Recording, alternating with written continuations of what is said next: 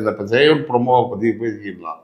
ஆனால் நான் டைரக்டர்கிட்ட சொன்னேன், எனக்கு ஒரு ஆசை இருக்கு சார், நான் அது எங்கள் டைரக்டரை கூட கேட்டதில்லை, உங்கள்கிட்ட ஒரு ஆப்ஷனாக ஒரு ஆடிஷன் பண்ணணும்னா பண்ணுறேன் நான், எப்படியோ உடல் மொழியாக அதாவது உடம்பை எப்படி மாற்றணும்னா நான் ட்ரை பண்ணுறேன் சார் அப்படின்னு சிரிச்சு. அதாவது அவங்க டைரக்டர் இயக்குநர்கள் கையில் தான் இருக்குது, அதை நோக்கி தான் போயிட்டு இருக்கேன். அது சரியாக அமைகிற வரையும் பார்ப்போம் என்னன்னு.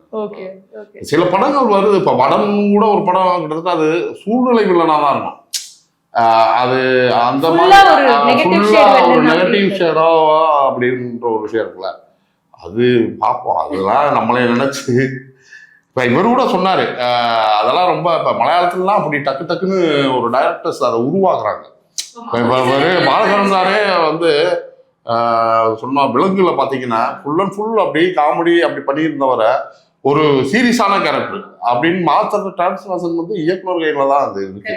அது ஆமா இப்போ வர்றவங்க வந்து இப்படி யோசிக்கணும், இவன் இப்படி பண்ணானா எப்படிடா இருக்கும் அப்படின்னு இப்போ வந்துகிட்டு இருக்கு. அது ஆரோக்கியமான விஷயமா, இன்னும் கொஞ்சம் உள்ள போய் அவங்க யோசிச்சாங்கன்னா இன்னும் நல்லா இருக்கும் அப்படின்னு தோணும். இவனை கொண்டு வந்துட முடியும்டா, அட்லீஸ்ட் ஒரு ஆடிஷன் பார்த்துட்டாவது இவனை கொண்டு வந்துடலாம், அவனை டேக்கெட் பண்ணிடலாம் அப்படின்ற ஒரு அவங்களுக்கு மைண்ட் செட்டு அவங்களுக்கு வரணும் இயக்குனர்.